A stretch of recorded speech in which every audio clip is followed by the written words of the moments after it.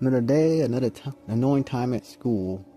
Terry decided to get his books from the office. Surprising that they didn't give it to him the first day he got there, but he decided to chalk it up to the time because he just got transferred, that they probably were scrambling, not knowing that he didn't really have a weapon.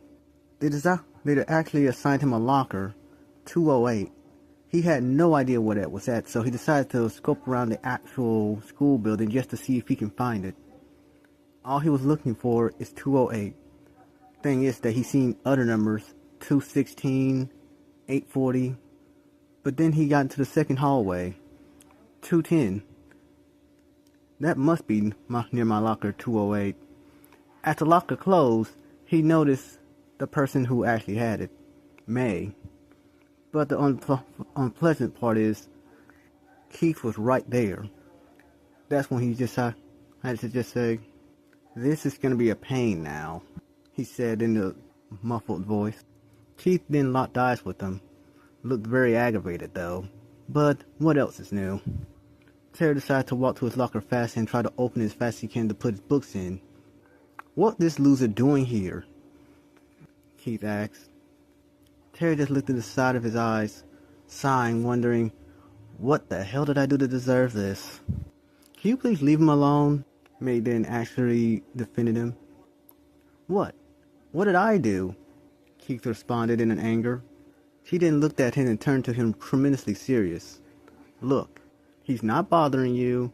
Can you please just leave him alone? Besides, if it wasn't for him, you would actually have been in that punishment too. As I recalled, you're the one who started the fight.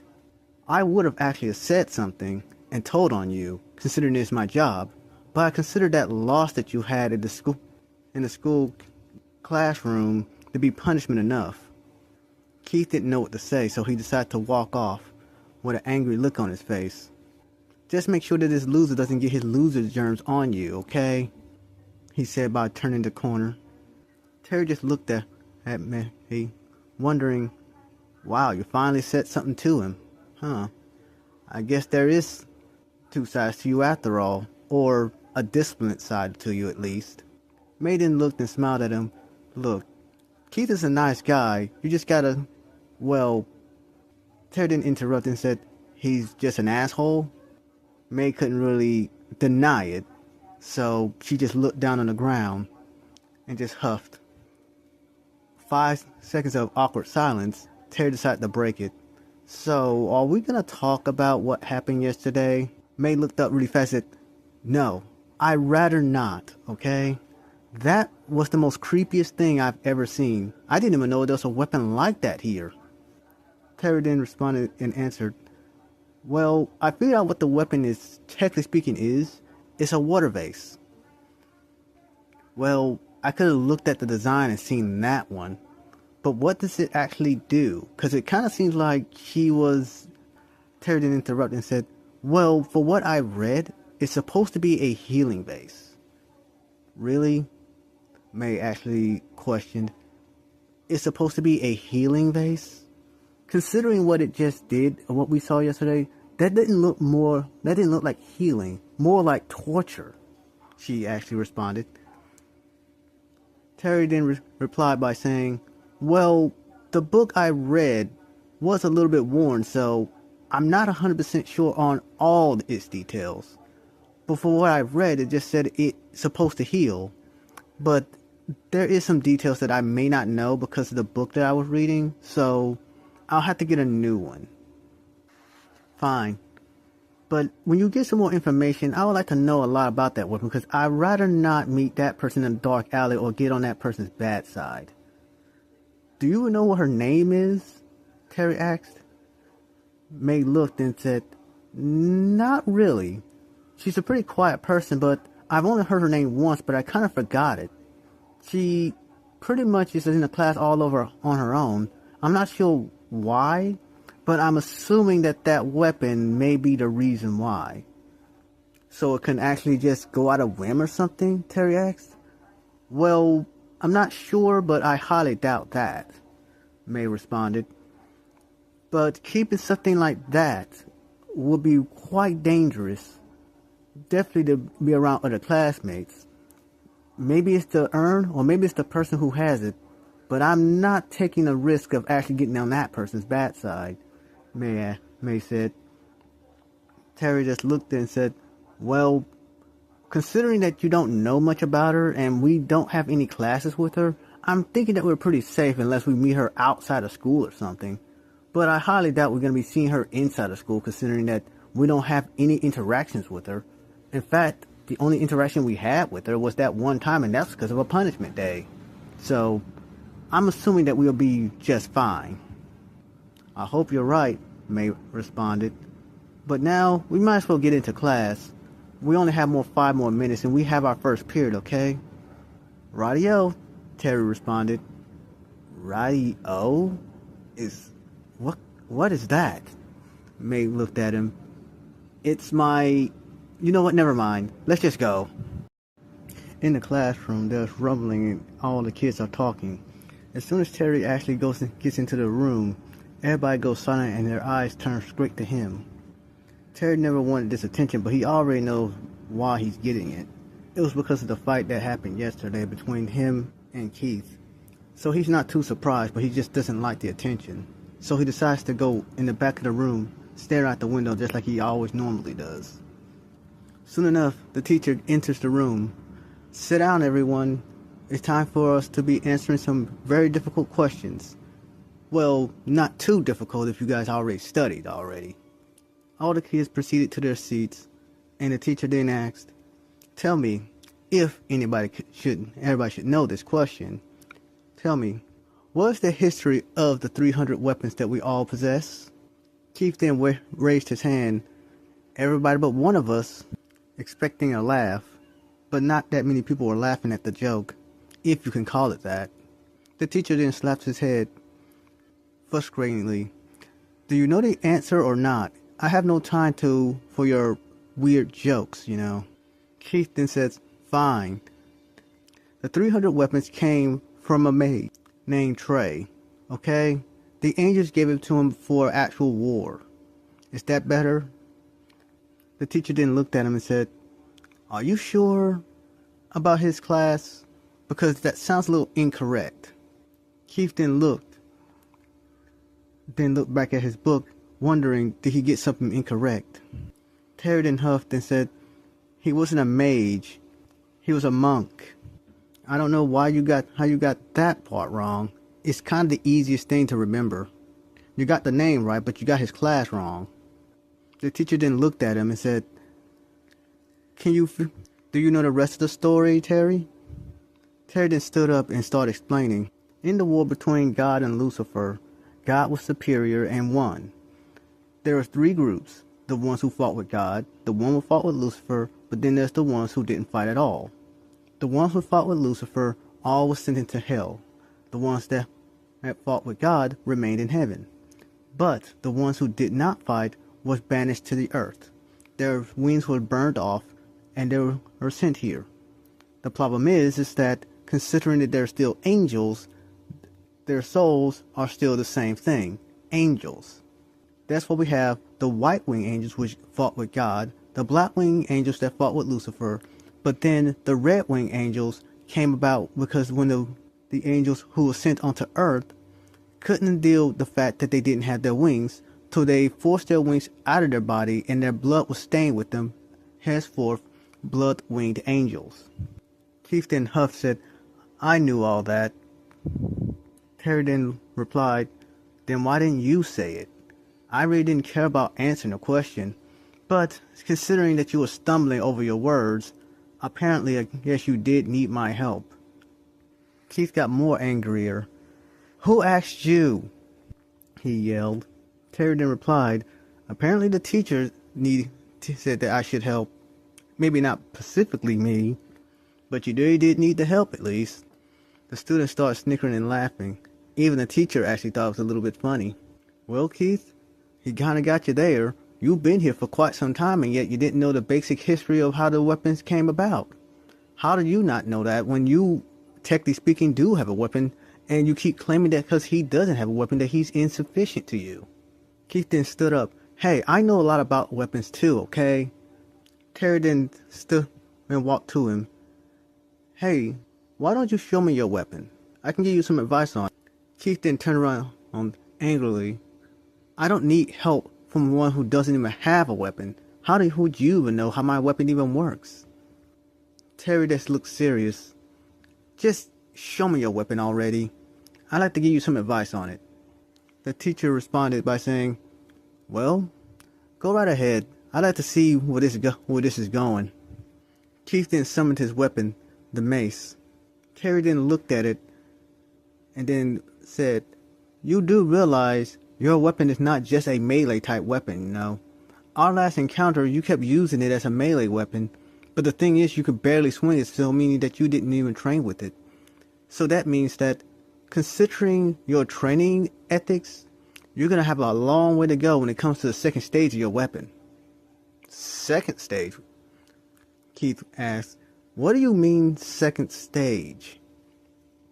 Terry then looked at him and said, what, you didn't know that these weapons had a second stage? Pretty much every weapon has one. The weapons actually have stages. The first stage is this basic form stage. When you've mastered it and the weapon sees that you've already earned its respect, it will go into a second phase. The second phase of your weapon is more of a range type. Well, you can use this as a range / melee, if you want to know. What it will do is that the handle of your weapon will then come off of the ball of the mace and then have a fire type whip to it. So meaning, all you have to do is stand there and swing a little bit, and guess what? You can actually be hitting your opponent from where you stand instead of going to them. I hope that helps you, you know.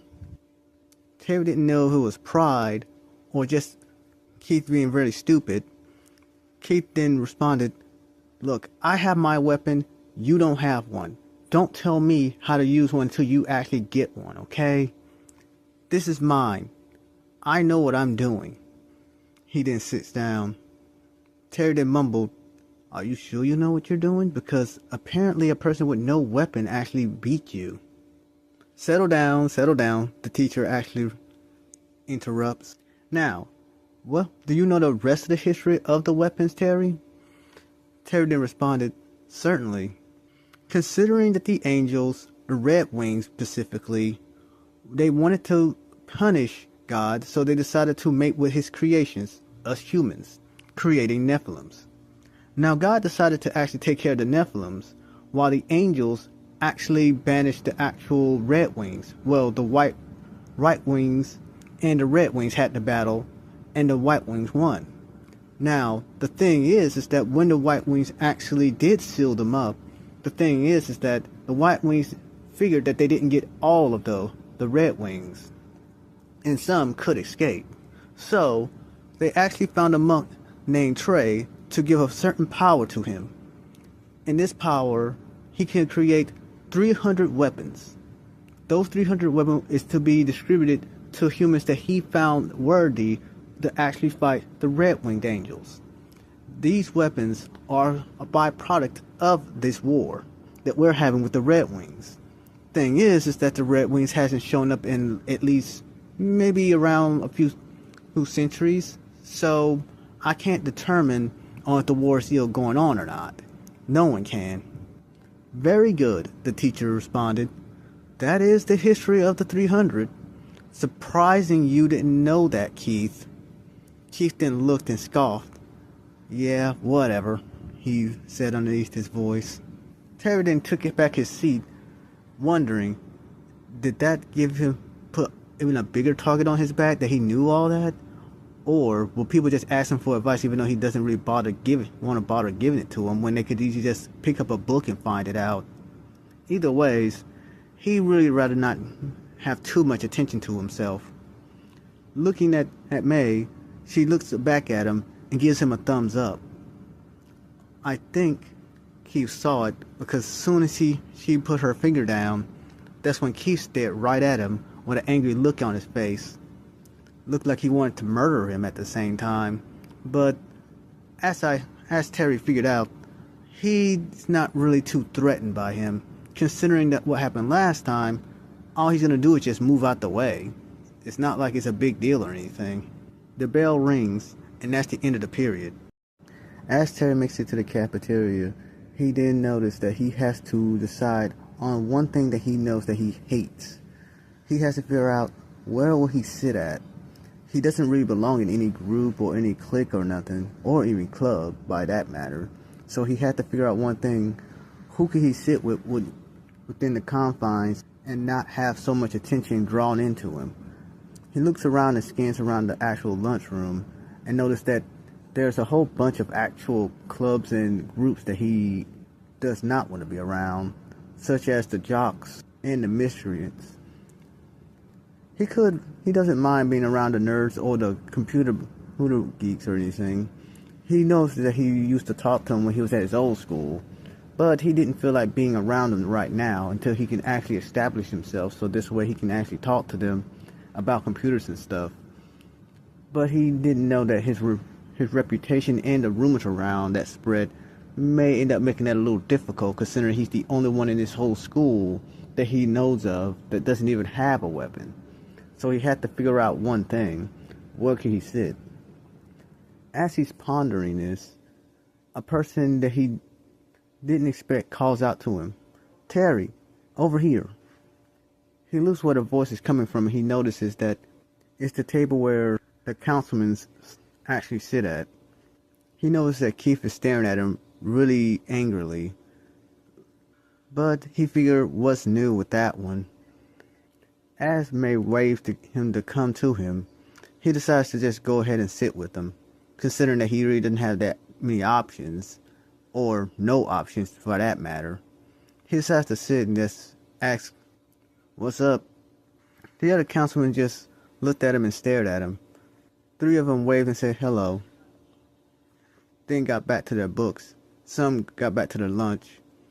It didn't seem like they really cared that much, but at least they're not really hostile. It didn't seem so anyways. Seems like they're, well, a little nice, but didn't really want to talk or anything. They didn't know me that well, so other than that, they didn't want to actually make it seem that they're just giving me the cold shoulder, but they didn't want to get too over friendly with me. Keith didn't even bother looking in my direction. All he was doing is looking at May, wondering why she actually invited him to the table. So, this is Terry, if you all may have not noticed.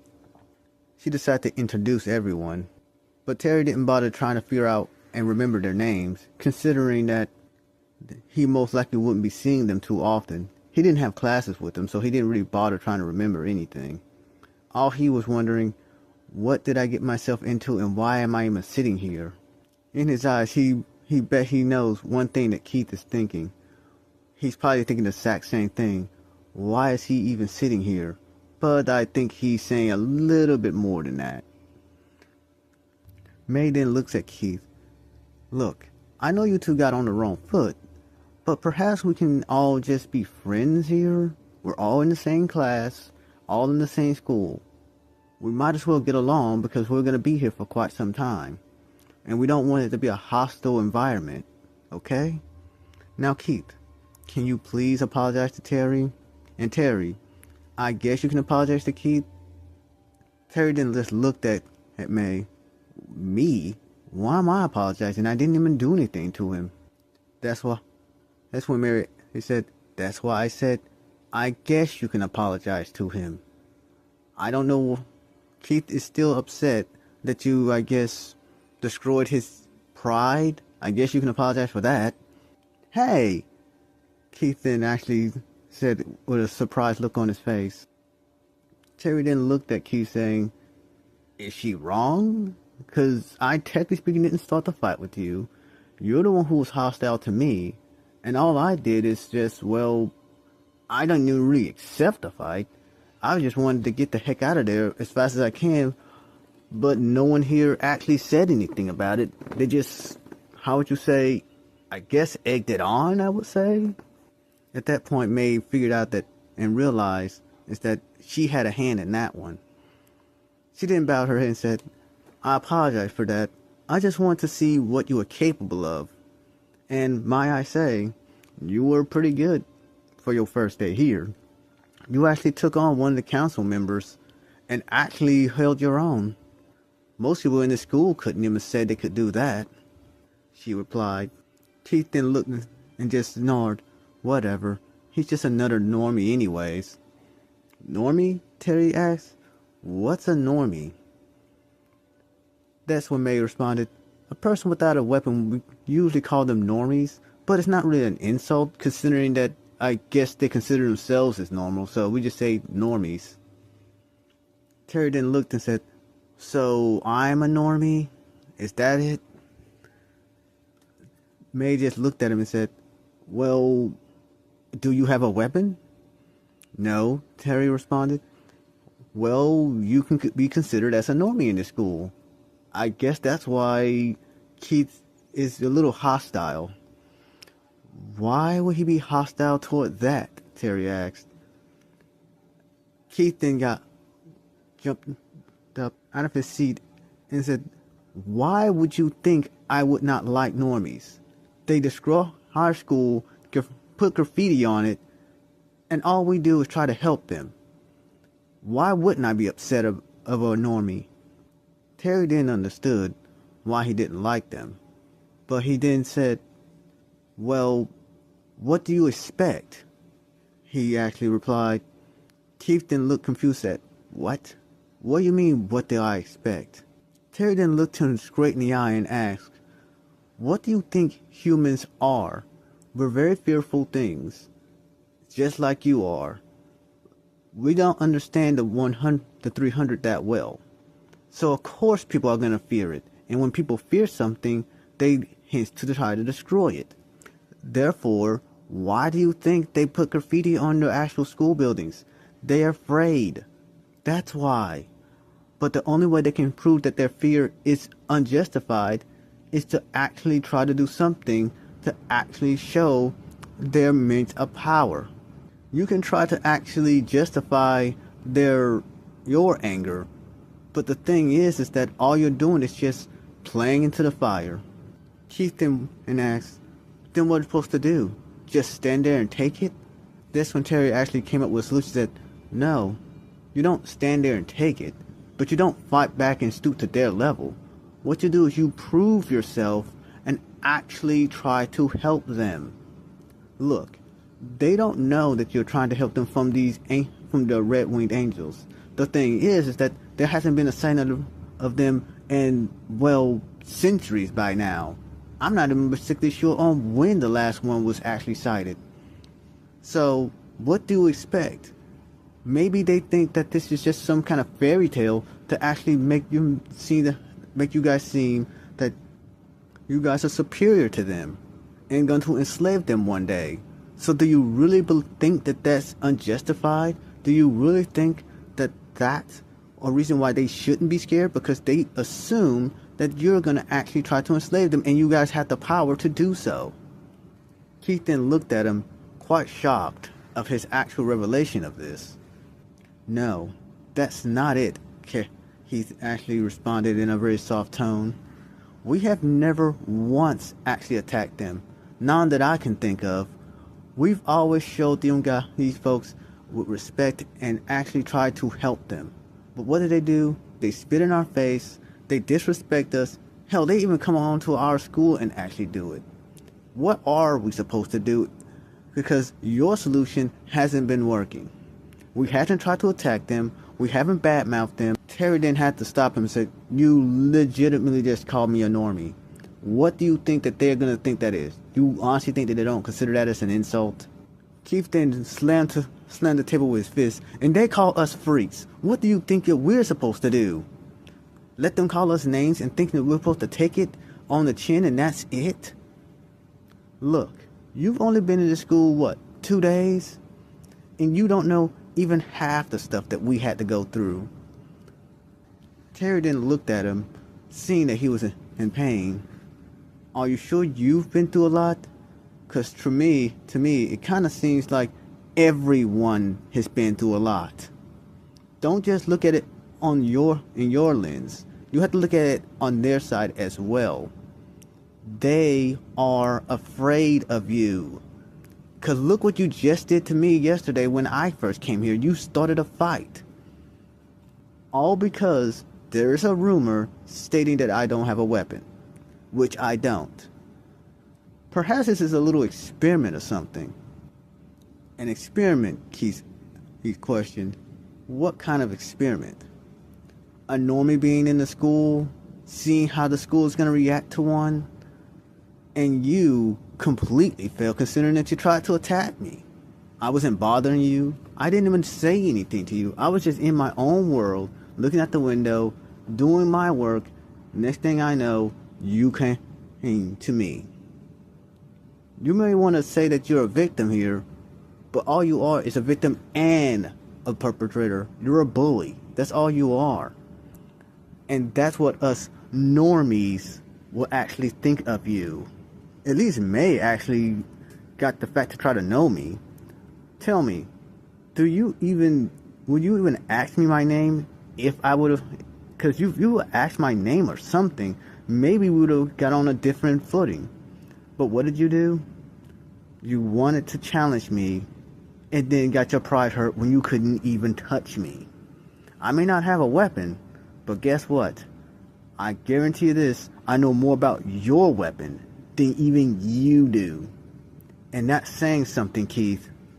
May was dumbfounded, not knowing what to say, and neither did any of the people who were in the council.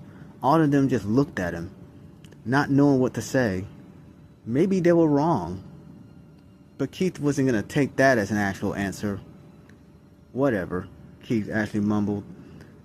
If you don't know what we had to go through for all this, then perhaps you should shut your mouth and actually just leave the school, considering that you don't have a weapon, he actually replied. Terry then looked. I don't need a weapon to kick your ass, okay? All I need is skill. Because that's all I actually do need. Just because I don't have a weapon doesn't mean that I can't fight. And who knows, maybe I will get a weapon one of these days. Keith just looked at him and just snickered. Huh. Considering that you haven't have a weapon now, I highly doubt you'll ever get one. Usually people get weapons when they're at least around 10. The youngest that I knew is around 7. And how old are you? You're pretty much in high school, 13, and you still haven't unlocked the weapon? I don't really think that a weapon is going to come to you. Well, Terry then asked and questioned, you never know. I heard that the latest person who got a weapon was 18. And I'm not that age yet. Who knows? The window of opportunity can still come to me. You never know about it. Terry then finished his food and then walked away, putting his tray into the trash can. Well, see you guys. Thanks for the conversation. And I hope you guys take what I said to heart. Because if you don't, then well, this cycle is just going to keep going on in an infinite loop. And everybody's going to wonder, how on earth do we stop it? So I suggest you guys actually look in the mirror and maybe think, is it fear that they actually keep bullying us? Or is it something else? That's all I have to say.